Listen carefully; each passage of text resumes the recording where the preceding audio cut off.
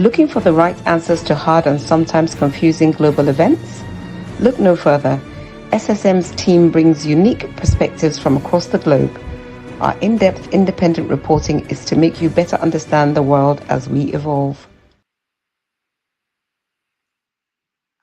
Beautiful Friday morning here in Milan, Italy. My name is Mark Godwin Iwejuwa. It's raining, it's cool weather, but we are here to do what we know what to do best. That's right. And on the other side of the aisle, who's there? On the other side of the aisle?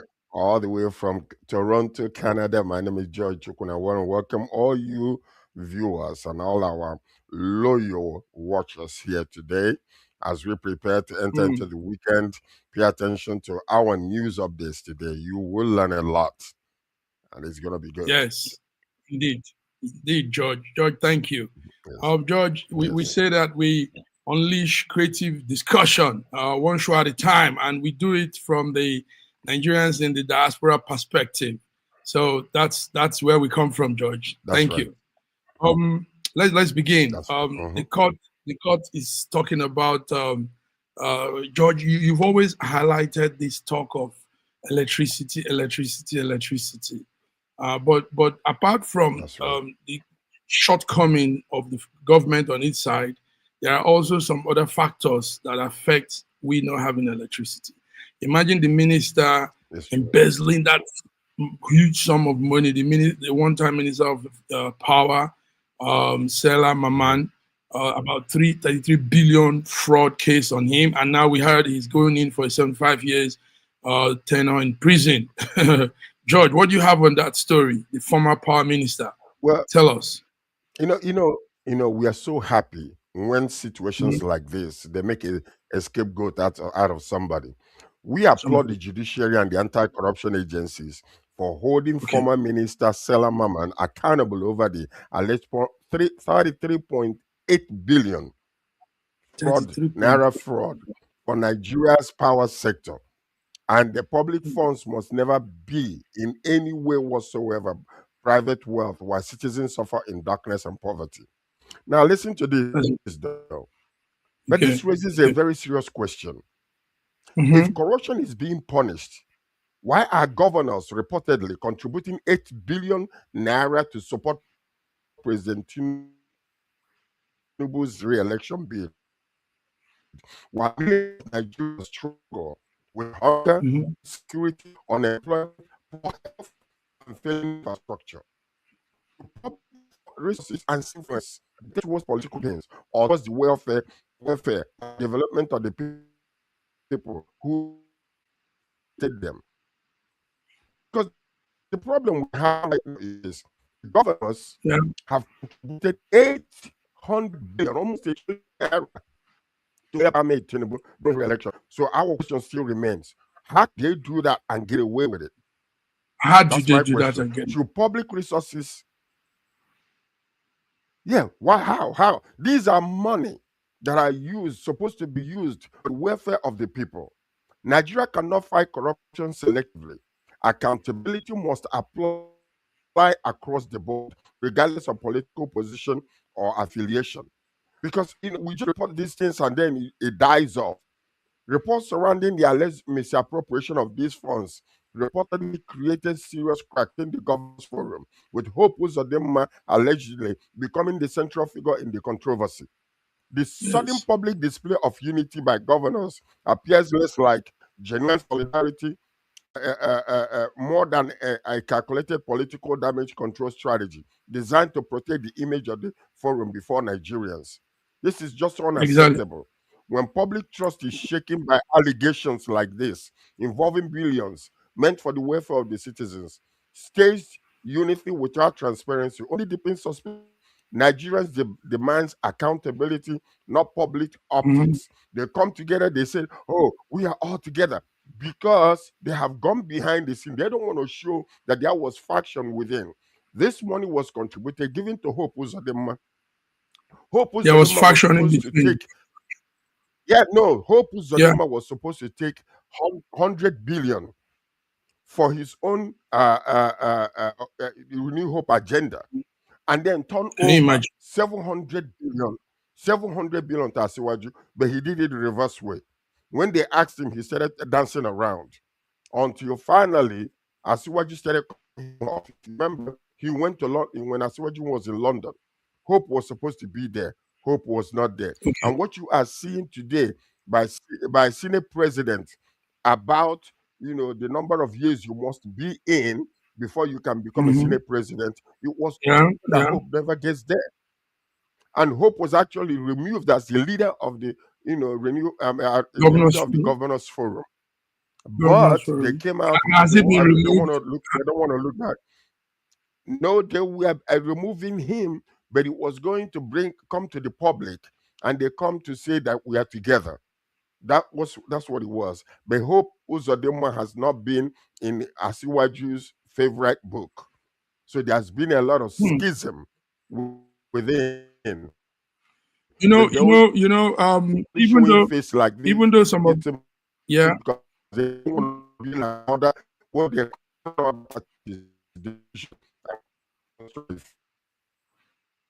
okay, even though it's all still allegations, but there is this story that Hope, George, are you there? There's this story that Hope pays a huge sum of money to the government coffers. I'm listening. Yes, a huge sum of money. Hope, the Imo State governor, there's an investigation we are doing. We've not concluded anyway. He pays a huge sum of money, about $1 billion naira. Can you hear me? Yes, but I can see you anyway. It's bouncing in and out. It's bouncing in and out. Okay, I don't you think it's also from your side, because I was hearing you bouncing too. Is it okay there from there? Can you? I think it is. It is. Okay. So what I'm saying is that on more details on what you're saying, there's this story on Hope paying to the federal coffers $1 billion naira from Imo State money, because he was illegally put there as governor. So he had a truce. He had an agreement with the one-time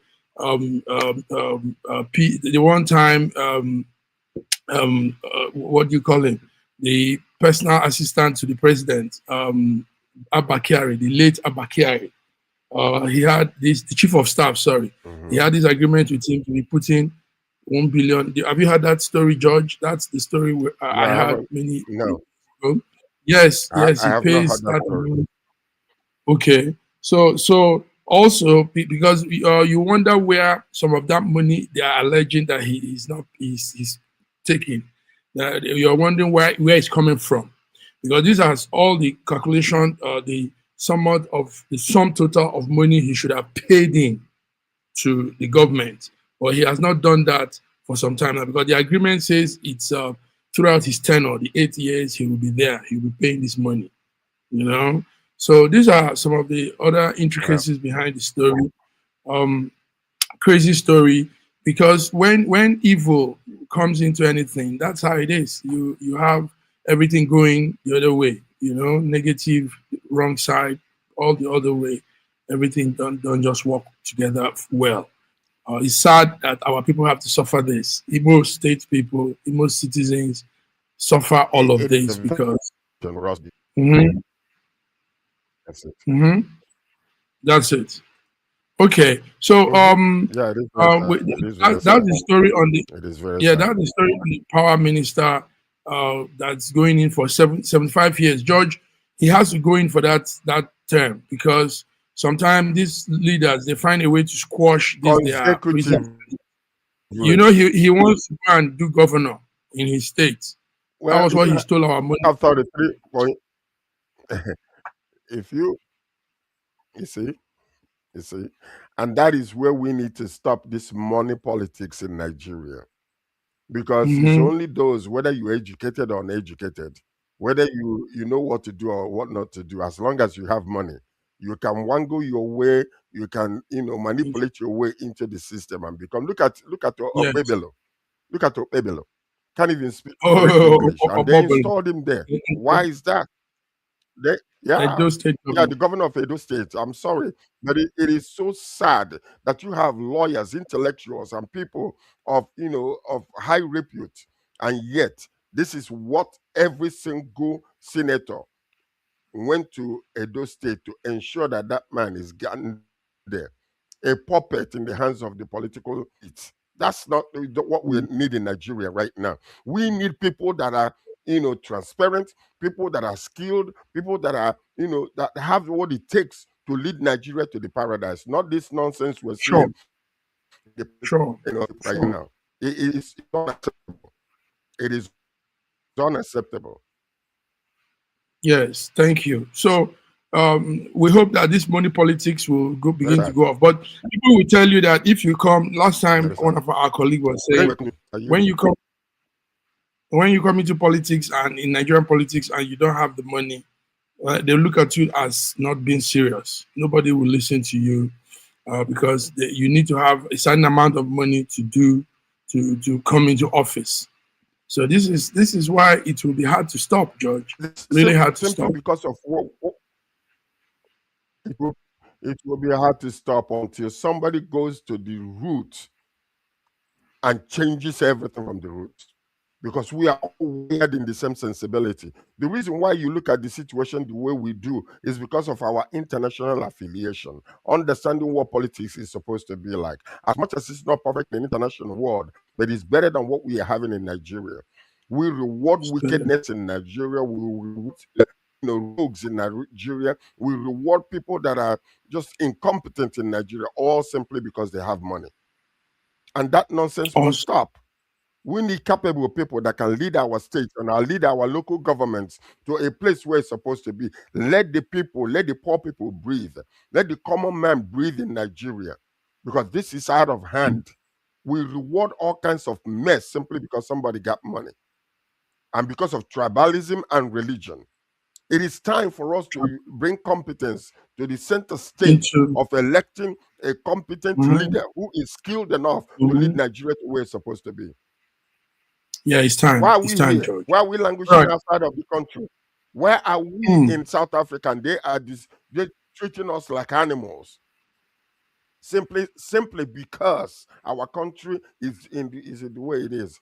We have taken a bunch of people and given them the leadership in our country. We didn't give it to them. They took it by force. And they are Yeah, going it took and him. going and going as if there is no stopping, like a freight train with no brakes. That's how we are doing. And it is very sad. And it is about time for the common man, because look at this. We are borrowing so much money in Nigeria today, mortgaging the future of all the future generations. Who is going to pay that money after 5 years now? That money is still owed. The one that Buhari owed, we are still servicing our debts with 11 point something billion naira. Half of Hmm. our own GDP. We are servicing debts and we're still borrowing and giving excuses. And Enough should be when we enough. borrow, we use it to do campaign. We use it to buy yacht. We, We use it to buy we don't use it for Land any Cruisers. infrastructural developments. It's terrible. All right, George. George, It today is is sad. Friday. It is sad. It's Friday Unacceptable. update. Yeah, it's sad. Indeed, it is. Today is Friday, and it's Friday International News Updates. George, we see we Updates. last time we saw That's right. United States President Donald Trump with a big lineup of all the businessmen and gurus in the United States go to China, and we heard that so far the state visit has been very positive. What do you have on that, George? Chinese president, we saw him there with Yeah. Trump picture. So yes, what's going on? What are more things to know? Uh, Because it's real diplomatic engagement between President Donald Trump and President Xi signals a continued reality that despite global tension, United States and China remain deeply connected powers whose relationship will shape global peace, trade, security, and economic stability. While the discussion on mhm. Iran and Taiwan and global security remains sensitive and potentially dangerous, both leaders appear Mhm. determined, to keep Yes. communication channels open rather than allow confrontation, to define the future. So what we are seeing is the symbolism of the tea diplomacy. You see, the tea diplomacy in China is very important.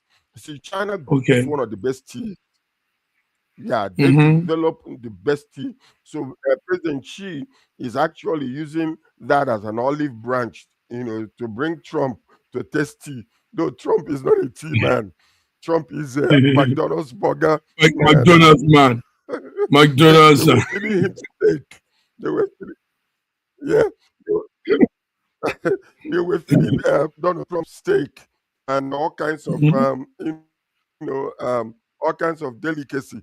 But he was while he was eating, he was meditating on. I wish I have McDonald's burger right now. That would be lost. Burger and fries. So the symbolism of the tea diplomacy is Beijing reflects more than culture. It represents strategic dialogue, mutual respect, and understanding that global powers must manage competition responsibly to avoid instability that could affect the entire world. What you're seeing with Ukraine and Russia, and what you're seeing with Iran. Yes, and so the rest it is a good visit. It is a good visit. George, let's do a short break, small break. Let's do a small break. Yes, you know what? Let's do a small break. You will come in again into the studio. Okay. The stream, the broadcast is not as flawless as it used to be. So let's come in. So viewers, we're still here anyway. It's Friday International Update, and I'm here with George Chukwu. All right, thank you.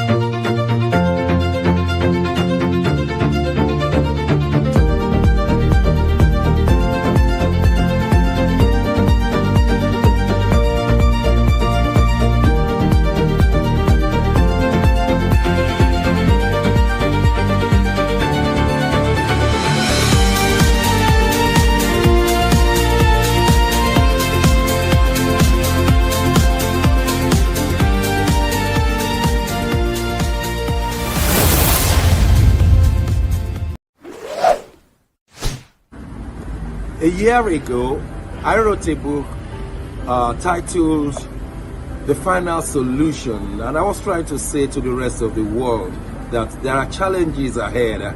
Now, a prophecy did come, and that prophecy is coming to pass. But I'm telling you, the final solution has been found many years ago in the Bible, because the Bible simply says righteousness exalts a nation and sin is a reproach to the people. So I want you to know that you can get solutions to problems in Ukraine, in Russia, in Nigeria, indeed all parts of the world. We need that solution, and the solution is straightforward. Please get a copy of my book. It's the Final Solution by Bishop Schengen Johnson, and you can find it in Kindle, in Amazon. Just type Bishop Schengen Johnson, The Final Solution. It's very, very small book you can read within 2 hours, but it contains the final solution. Do get a copy. Not getting it is doing disservice to humanity. Don't forget The Final Solution.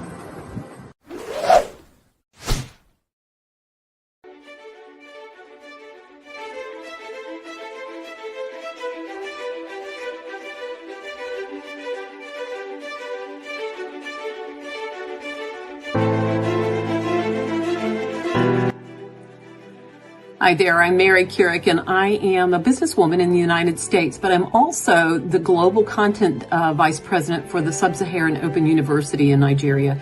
I could not be prouder to work with Dr. Osita Anamika and his team on helping to create not just entrepreneurs and skill-based talent that will get out into the workforce and make a living for themselves, but also young leaders. And to that end, with this integrity-rich university environment that's accredited now, and it's just an amazing opportunity for anyone there of any age to jump on board and learn, we want to let you know about a new offering that we have. We have a global governance and diplomacy course now provided by a whole team of people that crosses several countries to put together these resources and lots of great information for those of you who might be on the path toward public service and diplomatic service, NGO leadership, that sort of thing. We hope that you will walk through this open door and enjoy. In a world where news flies around every minute, you need the ability to relate and connect with what matters and stay up to date. Schengen Story Media News Echoes program is Africans in Diaspora and at Home's leading English news network, one of the most trusted, respected sources for news updates on current affairs as they affect global Africa.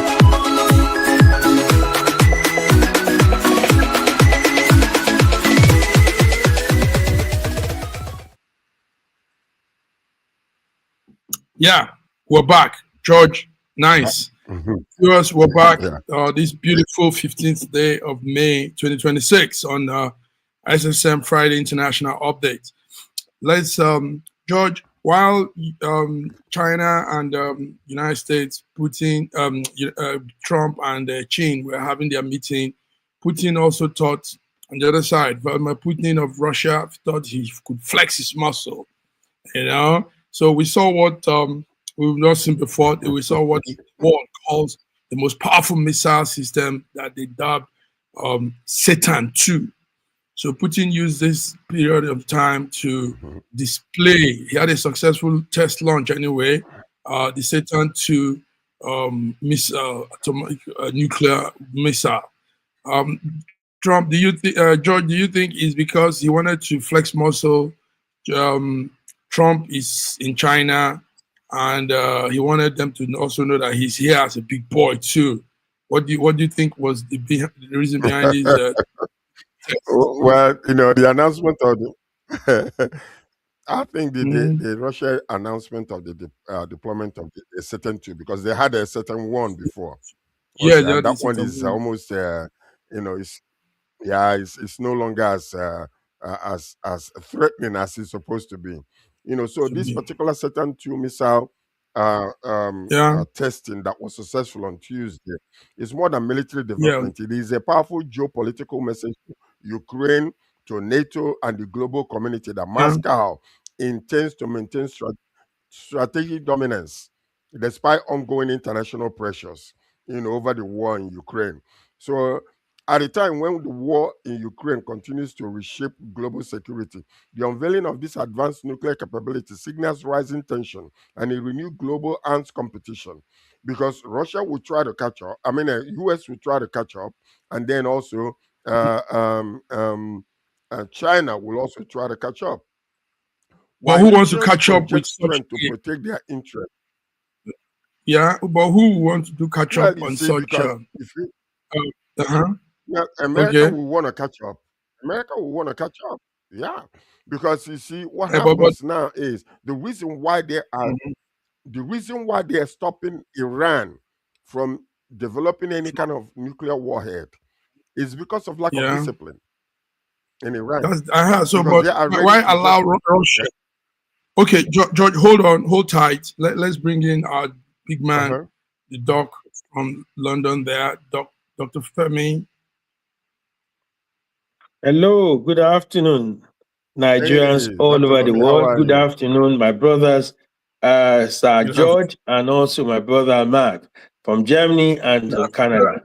Good afternoon, the rest of the world. Yeah, good afternoon, the rest of the world. It's good to have you. We normally don't have you on Friday, so this is like a privilege we have here now, and it's an honor. Yes, thank you. So George, you're saying Italians, they allow Italians will say salute. Yeah, go ahead. Salute. Yes, Dr. Femi, it's a Friday International World Affairs. So we're looking at situations around the world. Yesterday, we saw President Trump with the Chinese leader and other big. Trump went with a house full of all the business people, all economists, technocrats to that. Yes. So we just analyze that. What do you have to say about that, Dr. Femi? Is this international diplomacy? That is international diplomacy at its peak. And that's why sometimes when you see our president do that, some people just start running, oh, why is it going on around the place? That is international diplomacy. No matter how much they spit at each other's faces, they still have to do business with each other. And that's why you see that. So when he went there, he didn't go by himself. He went with those who will make things happen, those who make things tick for the American economy. The world is a global village, and we have to do business with each other. That's a good point there, because initially, remember Trump's first term, he squashed all the business with China. He squashed all the business. He said, no. He brought back Apple. He brought back all the companies, American companies in China. He said, no, let them stop all of that. Now we see him renegotiating. Maybe he wants it in a better way, probably international, in a way that will favor America the more. Because going back with Apple now, going back with Google, Google is not in China. Apple is not in China. So many companies left, but now he wants them to come back again. So that's interesting. Anyway, you cannot run it by yourself. George. You cannot run it by yourself. And sometimes he wants to recalibrate. He's doing that because, like a businessman in his head. But sometimes you see there's some contracts and some agreement that have been made in the past that's so terrible. When you look at them on paper, you say, who did this to us? Yes. His example of this was a concession of the airport to Mr. Babalakin in Nigeria. Terrible contract. Yeah, that was so the federal government now under Professor Kiamu had to tear that agreement to pieces, sit down with Babalakin, recalibrate, reorganize to the extent that now they've taken back the airports from Babalakin. It's become a property of Federal Republic of Nigeria. And now what they've given in is the land in front of the airport. You know what? Build an international hotel there in 22 months. They gave you 22 months. The amount of money that's involved that Nigeria was owing him, they said Nigeria cannot pay you back this. They wrote it off, but they gave him something else in return. But at least we got back our airport back. So people are beginning to sit down and organize. That's what America decided to do with this. There's some agreement written in China. You don't know there was a time. Everything you want to do, you have to go to China to go and do it. American businesses and creativity was taken away from America and taken back to China to do in China. It was cheaper. So businesses were closing down. Investment were closing down in America. So what Donald Trump did stylishly was to close that down, reorganize. What do you have in return? It's also what do we have in return? And that's why they are negotiating now. But China too is too smart for that. They will draw in, and everybody would have to recalibrate and get better synergy from each other. Synergy. I think the key talk here now is negotiating power. Nigeria doesn't seem to have negotiators. It's real good new breed negotiators, because there's a way businesses are done now. These old men cannot negotiate for us. That's why the Babalaki thing happened, and he almost got away with that. We need young minds that understand world business, international economy, and all of that to go out there and do the negotiating instead of selfish negotiators. And it has nothing to do with age. No, I disagree with you. It has nothing to do with age. No. Well, it's being patriotic when you're negotiating for your country. Patriotic. It has nothing to do with age, it's patriotism. Babalaki was a young man when he was doing this. He was a very young man when he was doing it. We're talking about 25 years ago. Oda Obasanjo, he was doing it as a young man.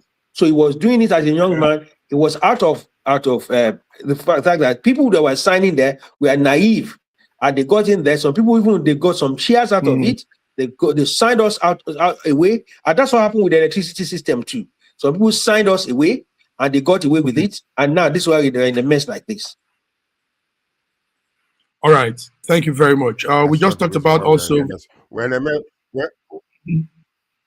what I wanted to end up saying is, while the nations project strength to protect their interests, the world must recognize that the true power is not only measured by missile and military might, okay, but by diplomacy, restraint, and ability to prevent a catastrophic conflict. Because what's happening now is Trump have to come to his senses, because he's beginning to have a lot of pressure locally.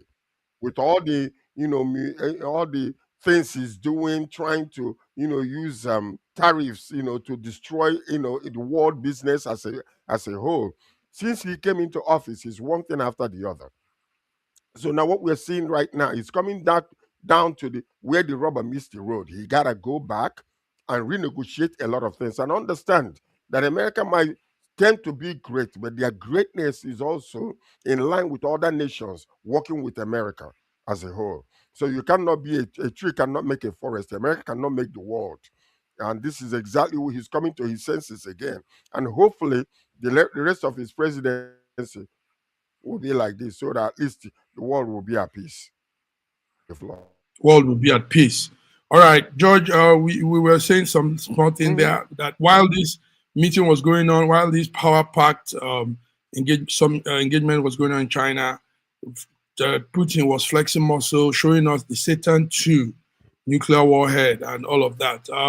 But do we need to be seeing all of this? Doesn't the world need peace now instead of exhibiting aggression and showing that you have more deadlier weapon than your brothers?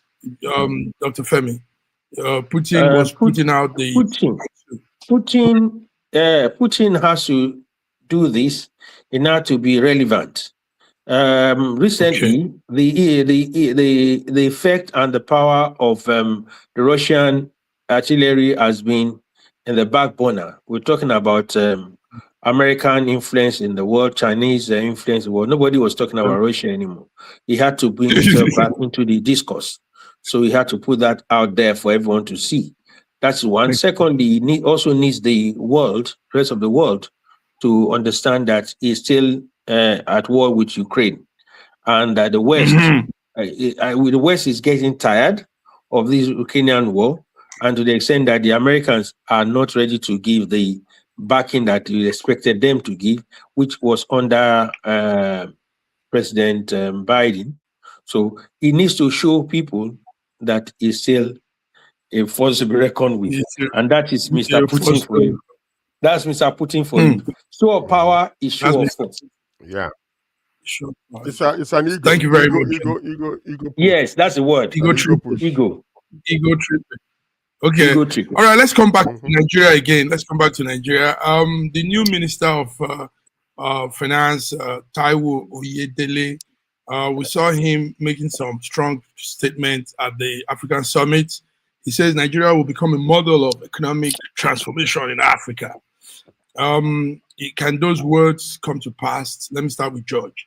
It's one thing to talk, but we used to say here, talk is cheap. Talk is cheap. When I don't know how they even use our GDP thing. Go ahead, George. Sorry. Yeah, there's a man that came into the House of Europe. I'm laughing because these things are just it's all falls down to the same thing you're saying. Economic transformation cannot be measured by speeches at the international forum alone. While corruption remains deeply rooted and the nation continues to borrow at an alarming rate. A government that keeps mortgaging the future through unsustainable debt without corresponding improvement in the living conditions of its citizens risks, placing future generations in economic bondage rather than prosperity. So what we're seeing now is Nigeria wants to see reforms reflected in jobs, security, stable electricity, lower inflation, and accountability, not just investors' narratives. A man came into the House of Representatives the other day and he was promising that in 3 months it will be all over Nigeria. And people are looking at him like, okay, what did you drink or go before you came in here? 3 months. In 3 months, and it must it will be what? So we're watching. 3 months will be what? There will be electricity. There must be in 3 months in Nigeria. There will be an improvement in the the number of hours that the whole nation gets light.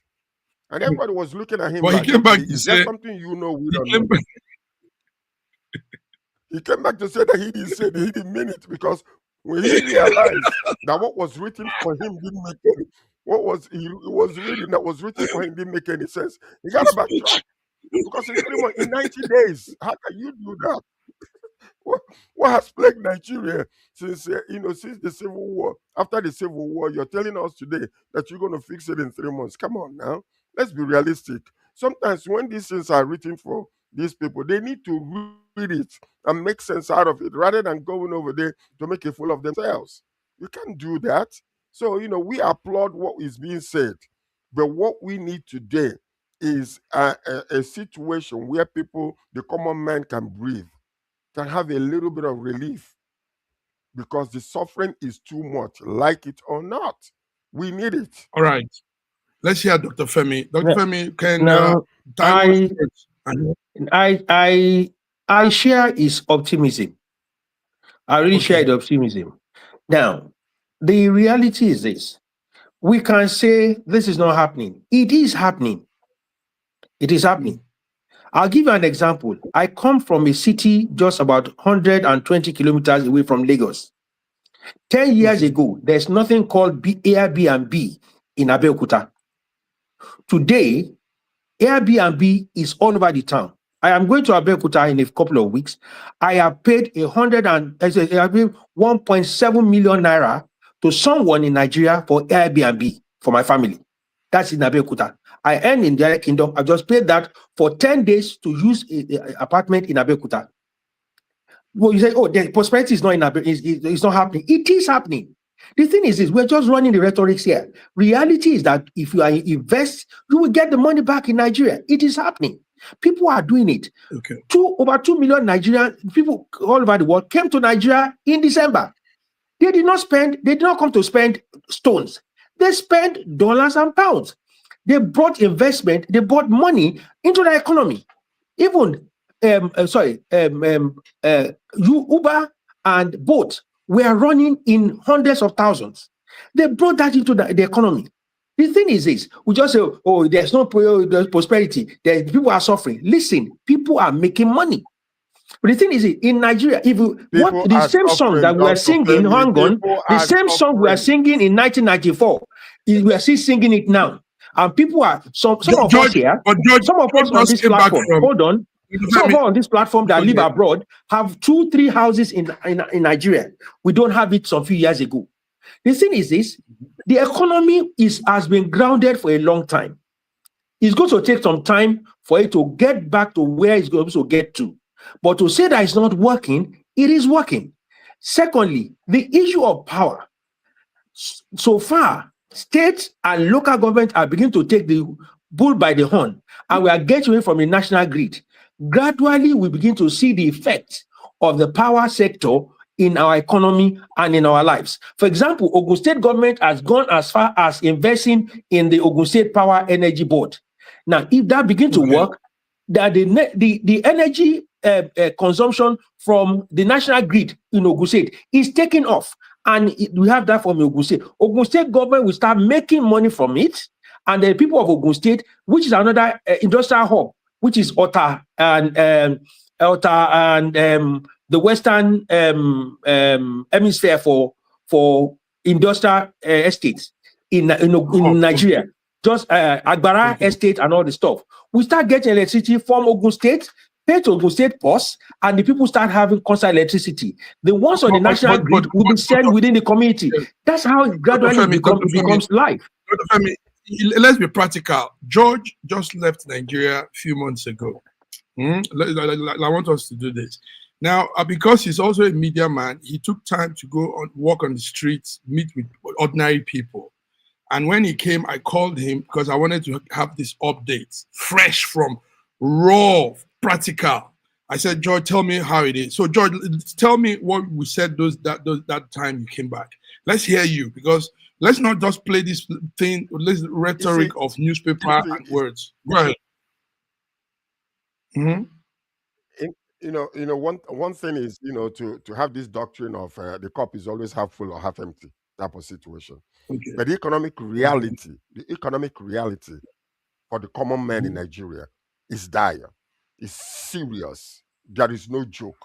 I thought, me as an APC member, I thought that, all the places, there is, there are no visions, also eyes. And experientially, I can't hear you. The line is going off and on. Are literally suffering. George, the network is going off again. Your network is on and off. Okay, can you hear me now? Okay. Go ahead. Yeah. Okay. Yeah. So what I'm saying is this, that people are literally going through hell in Nigeria. Not put that on top. The people that their hands are strong, the people that are economically, the well-being of the economy, higher people, they are still there. They're managing, though they pay more right now. But these common people, everyday people, they are going through hell. I am telling you. I was in a hotel in Wari, where I saw a university graduates sleeping on the floor in a hotel room because they want a job. They will stay there. They don't go back home and come back again because the amount of money they are paying them is so minimal that if they go back home and come back, the money will be done in 10 days. Therefore, they decide to sleep on the floor. Graduates, male and female, sleep on the floor in order to make ends meet. So these are things, don't come to tell me, Uber and Bolt, yeah, they are there. But the people have no money to engage on those. He is in United Kingdom as a professor. He got money to pay 1.5 million naira. Tell me what somebody can do with 50,000 naira when a bag of rice is 70. How are they going to be able to go to work and come back and feed their family when they're earning less than minimum wage? Because most of these people are not even earning minimum wage. Nobody's enforcing it. Only the civil servants. And you come here telling me people are going through little hell in Nigeria. What the money used to buy for them before cannot buy it anymore because it's still the same income coming in, but prices, inflation has eaten up all the value of the money. That's what we are seeing. I'm talking about literal. Viewers, yes, George, thank you. Viewers, what we just did was I wanted George to sound to let us know from the situation on ground when he was in Nigeria Can I make a comment about that? Can I make a comment about that? What Sir George just said is a global phenomenon. So it's not limited to Nigeria. In this country, United Kingdom, where I live, my apartment in 2000, the apartment in 2000 was, the rent of my apartment was about 700 to, in 2000 was about 400 and something pounds a month. Today is almost 2,300 pounds. The same apartment, 2-bedroom apartment. Now I've let it out. It's almost 2,400 pounds a month. The same apartment in 2000, and today, 26 years later, it is almost 2,400 pounds. The same apartment, no expansion, nothing. 400 pounds to 2,400. Now, the thing is this, we think it is only Nigeria. It is a global challenge. When we are growing up, we realize that, our mothers will say, I use 1 penny to buy a bag of rice. It is the same thing all over the world. The world is changing. The challenge is that when you change, you begin to recalibrate yourself, begin to look at how do I expand my wallet? How do I expand my person? It's a global phenomenon. It is not limited to Nigeria. Now we are in United Kingdom, people are complaining of cost of living. It's a global thing. Now, the challenge now in Nigeria is this. We should begin to look and expand that. And that's what the good thing about the value of Naira, what the government did about the value of Naira. We were using the oil money to pull down the value, to pull up the value of Naira and pull down the value of dollars. And what were we doing? We were encouraging external economy at the expense of Nigerian economy. What we are doing is that we are encouraging importation, we are discouraging exportation. What we are doing is that we are producing some things that we could export and do that. So when we begin to look at what do I need to do to gain funds from abroad? For example, I love eating goat meat, Nigerian, African goat meat. African goat meat in the United Kingdom is about 170 pounds a goat. 170 pounds a goat is almost 400,000 naira. Now, in Nigeria, that same goat is about 60,000 naira. Fried, dry, and everything, about 80,000. Export it is about 200,000 naira. So if you begin to do that and export that, you make extra 200,000 naira on a goat. That's what I'm talking about. What that does is that encourage exportation. Exportation, not importation. Hold on. That's what we do. No. Dr. Femi, Dr. Femi, Yes. you say that one goat is how much in Nigeria? It's 60,000 naira. Goat. The African small goat. Country? What do you mean which country? In which country? What are you talking about? It's this. No, I'm not talking about a he goat. The small goat. The he goat. The small goat. No. Are you talking about a hen? Are you talking about chicken? I live in Abeokuta. I don't stay in Lagos. I don't stay in. I stay in Abeokuta. You're going back. When you come back, you tell us how much one small goat is. When you come back, tell us. No, seriously. Okay. I'm serious. Good. When you come back, so us, because I know you tell us. You love goat meat. You love goat meat. When you come back, tell us. Because I can give you the price of goats. I can send it to you. Yes. How much it is right now. No, seriously. How much is a goat? You're talking about a little chicken. Sorry? You can't even get 150,000 naira. You can't get a small goat for 150,000 naira. You can't. I've heard you. About 60. What are you I've heard you. I've heard you. All right, he's going. He'll tell us. He'll give us the update. All right, viewers. Let's bring our viewers to. Let's bring our viewers to what we're saying. We're talking about the Minister of Finance, Nigerian Minister of Finance, Oyedele, telling us that Nigeria will become a model of economic transformation in Africa very soon, and we hope those words will truly happen. Guys, let's come to Peter Obi also. Peter Obi says he will do a one-time tenure as a president, regardless of pressure and anything.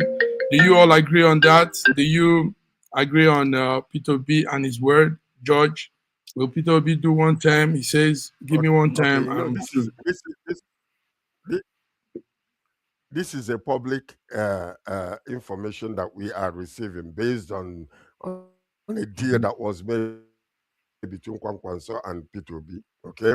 Because of the rotation of presidents. I tell you in regards to that is, if Peter Obi say, give me 4 years, I will step down after 4. He will. Guaranteed. He's not one of those type of people that get their power hungry or whatever. I know him personally since we were kids.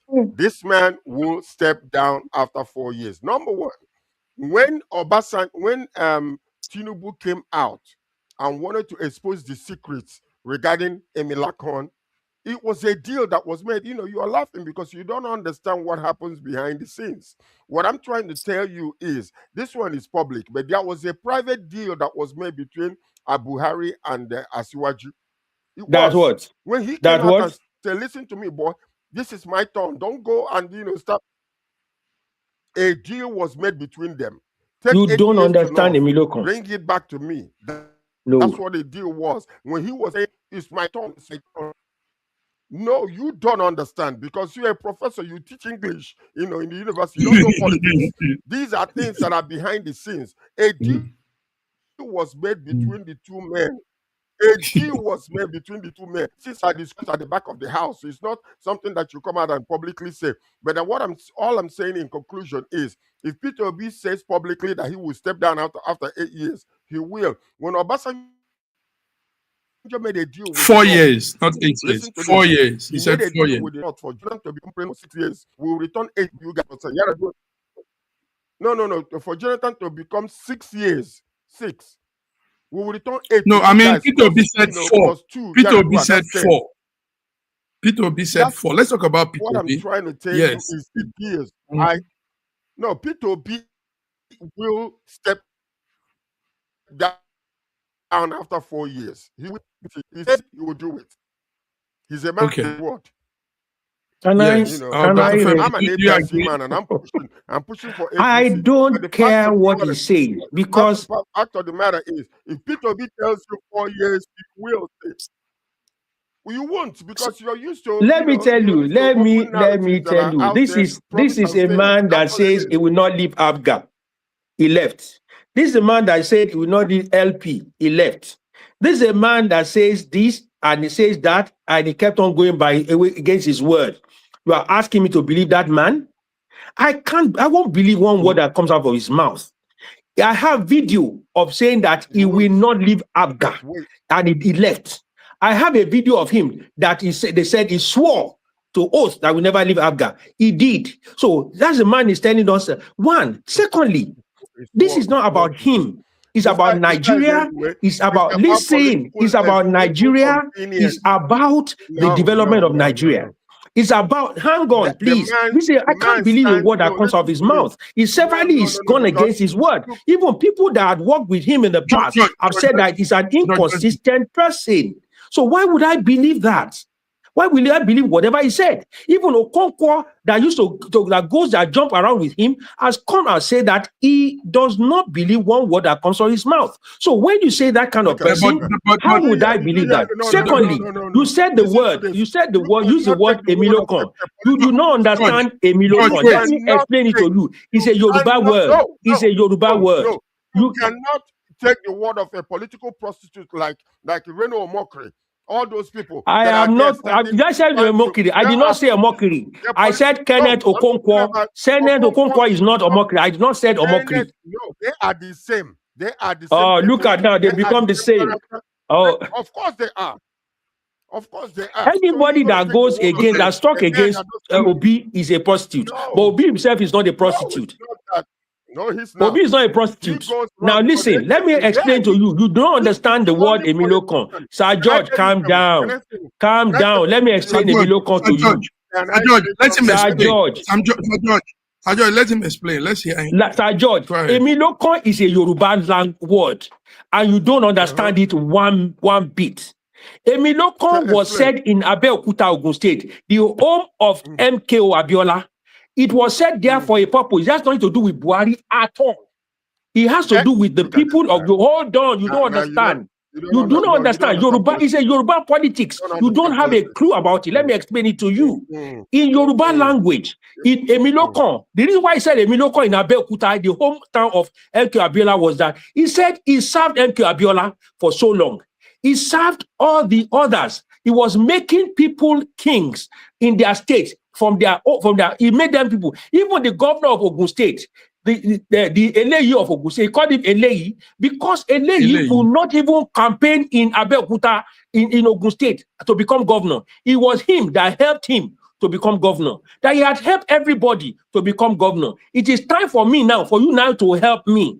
Emilokon, for you now to help me to get to where I want to get to. I've been helping you to get to where you want to get to. Even Buhari himself, I helped him to get to where I got to. Now it is for you now to help me to get to. Emilokon, for you now to help me to get to where I want to get to. Therefore, I've come to Abeokuta, the hometown of MK Abiola, to ask for your vote. Because Abeokuta was also the capital of Ogun State, where Oshibajo came from. Because you are trying to use Ijebu connection to support Oshibajo, who's an Ijebu man. The governor of Ogun State is an Ijebu man. They want to use Ijebu connection to support Oshibajo against him. He now came to Abeokuta, the hometown of Abiola, to say, Emilokon, you cannot use Ijebu connection to work against me because I've worked for your son, Abeokuta. So that's the meaning of Emilokon. It has nothing to do with all you are talking about. It's not agreement between anybody. It is commitment, and that is what Yoruba people do in politics. When you work for me, I work for you. People like Aregbesola, in Yoruba politics, Aregbesola will never amount to anything. If you work against anybody in Yoruba, that's what happened to the likes of Adedibu, Ladoke Akintola. The moment you work against your leader, Yoruba people will hit you from the back. Don't tell us. Let me show you something, okay? You go back and see the timing of everything. Immediately, he said that more than one time. He said it more than one time, and he was actually threatening to reveal the secrets. Immediately he said that. The following week was when Buhari changed his mind. You here told me also that Buhari was against him. Let me tell you something you don't understand. Of course. Languages are spoken, and when they are spoken, they send messages directly to the people that are supposed to. I know this for sure, that once he started threatening, he said he came out bold time. He went in a message to Buhari, and Buhari understood the message. It was a contract that they made. Take 8 years and bring it back to me to the south, and that was it. Simple and that. That is the general politics. It's like now Yorubas are the president. Next is going to the north. That's a general contract. He has nothing to do with past his person. The whole nation, listen to this. Listen to this. The whole nation understood. We that are inside, we understood the message, and immediately it was made. There was a turnaround. Instantly, the following week, Buhari came out and supported him because a cause came to Buhari and say, listen, don't expose this mess. If Buhari never came out to support Tinubu. Buhari never came out. They even interviewed him. He said, if I reveal the person I'm supporting, they will not allow him to be president. He said it with his mouth. If I reveal who I am supporting, they will not allow him to become governor, to president. He said, I don't agree with this one, Doctor. Dr. Femi, I don't think this is true. At the point, Buhari's body language and utterances was he did not want to support him. It was the support that he had that made Mahmoud to do what he do, because he was Mahmoud was answerable to Buhari at that point. So it was Buhari that would say, Mahmoud, body language. You said body language. I said at interview. They interviewed Buhari. They asked him who was his candidate. He said, I will send you the video. He said, I will not reveal my candidate because if I reveal my candidate, they will not allow him to be president. That was on the primaries. When the primaries was off and he won the ticket for the presidency, he became the candidate of the party. Buhari had no choice than to back him up. But when they were doing the primaries, he did not openly support Tinubu. No. It's not. We're not saying the primary. We're saying in other aspects, not that primary day. Primary day, we also, because it was televised live. The president, Buhari, was sitting quietly. He didn't make any. That's not what we're saying. Okay, I get your point now. I get your point. Nice. Okay, gentlemen, let's go to other news. Listen, yes. There's a difference between supporting a party blindly, okay? But as a journalist, you need to speak it as it is. Forget about support or tribal or religion or whatever. What I respect people that will come out, even when my own candidate is not doing well, I will tell him, please, we need our nation to grow. And when he is doing well, I will applaud him. But if you become a journalist that comes to become partisan in your political narratives, it doesn't help the nation at all. Because there is always a reason why things can be this way or that way.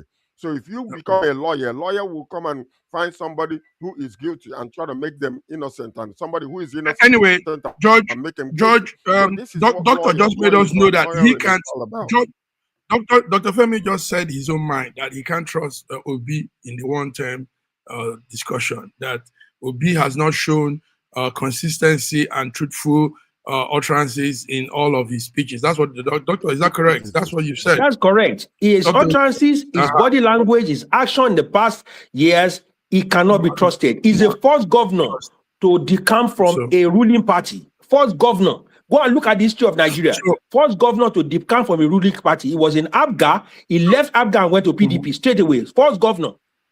Go and look at history. So George is saying that yes, he can do the one term. One thing I know, gentlemen, one thing I know is that experts studied governance tenure, and they saw that 4 years is enough to do whatever policy, whatever governmental plan you have. That is not true. So that's why.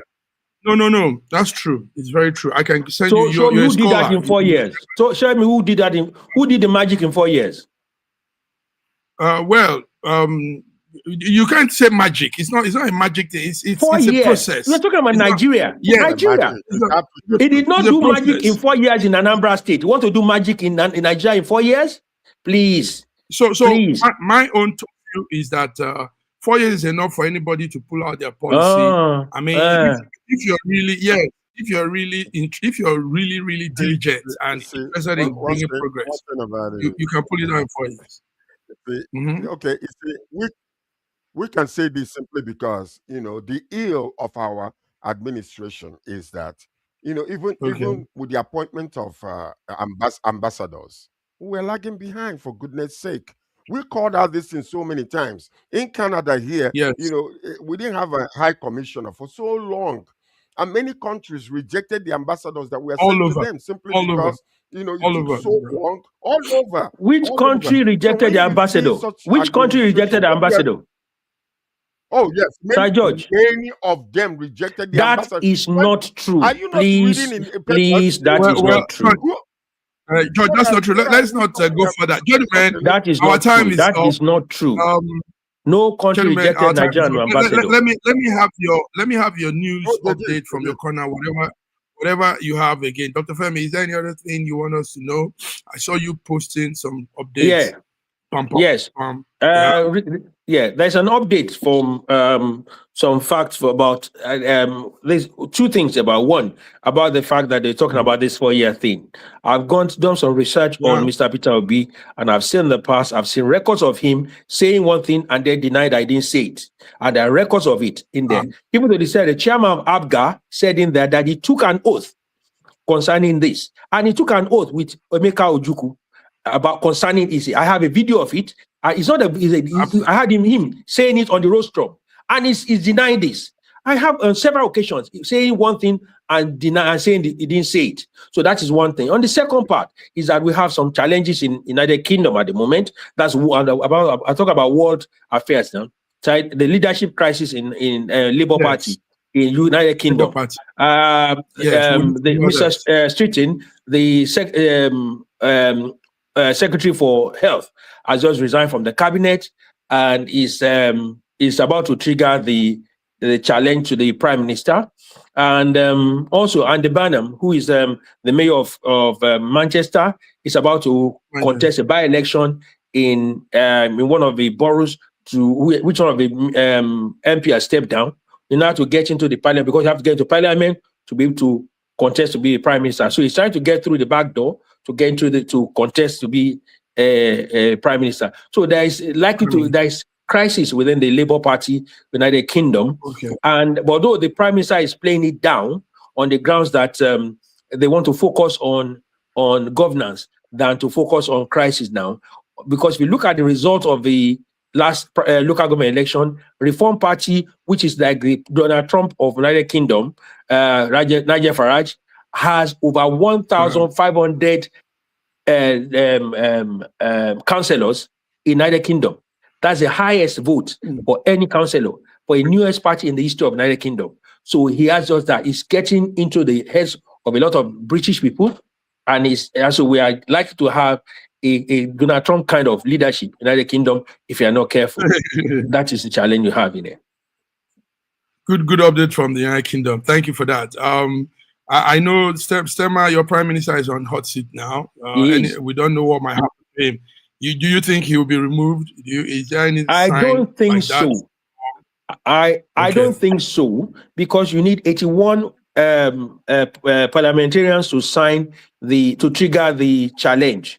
At the moment, he doesn't have, or Streeton doesn't have that at the moment, but 24 hours, I think I just said it sometime, 24 hours is a long time in politics. So anything can happen between now and next 24 hours, but we don't know yet. But there was a statement that even Angela Rayner, who was a made past Angela Rayner, who was a made past deputy prime minister, had just been cleared. So she might also throw her hat in the ring.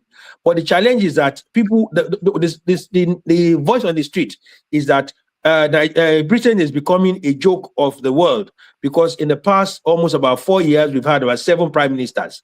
So we don't want to do that with the Labour Party as well. And that might actually keep Sema more on the seat than it. But the greatest challenge we have is that is losing the confidence of the workers, the labor force, where the major strength of a Labour Party. For example, the union in my university are almost up in arms with the Labour Party in London. So you find that the university union is out to get them. Next week there'll be a tube strike. Also this week, today and tomorrow, there's a bus strike. So some part of England, there's a bus strike in London. Next week, there's going to be train strike. Teachers are going on strike because the cost of living is going high, and there's no adequate improvement in the wages. So everybody were looking forward to the Labour Party to do this for us in the past, but all of a sudden we're just getting as if there's no change in government. So people are being disappointed by his governance. So they may not. That's why they shown that in the post in the local government elections. So they showed their displeasure in that. So maybe that may trigger some reforms in the governance and maybe in dealing with local issues concerning that. Powerful updates coming from the UK, United Kingdom. Thank you, Dr. Olufemi. Dr. Sir George, I know you have a lot more to say. We will come on another program, Sir George. But anyway, you have a lot. Another program to talk about this. But one thing that I just wanted to let you know that Peter Obi's commitment to serve only one term reflects the real political discipline and respect for national balance, and he will do it. I don't care what any is saying out there. You guys don't know him, or you know his pick up this. The reason why he's running from one party is simply because of the, all the rules that these people are bringing, all over litigations and everything that is causing confusion in political parties. They came to, a lot of political parties came together to have a meeting recently. I think it was 2 days ago. And they are trying to come together, all of them once again. Your network is bouncing again, George. Yes, we can't hear you so well, but it's okay. Okay. We know your but anyway. Well, let's come back. Keep your Arsenal on Monday. I know him, and I have. All right. Yes. No problem. Thank you very much, gentlemen. Thank you, gentlemen. Thank you for coming. Okay. This is a wrap up for the week. Viewers, it's it's a wrap up. We are here. We've done it. The week has come and gone. We have a beautiful weekend to all of you. Wishing you all the best. Till we come again Monday between the lines. Thank you, guys. Arrivederci. That's how we say it in Italian. Arrivederci. Peace out. That's what you say in England.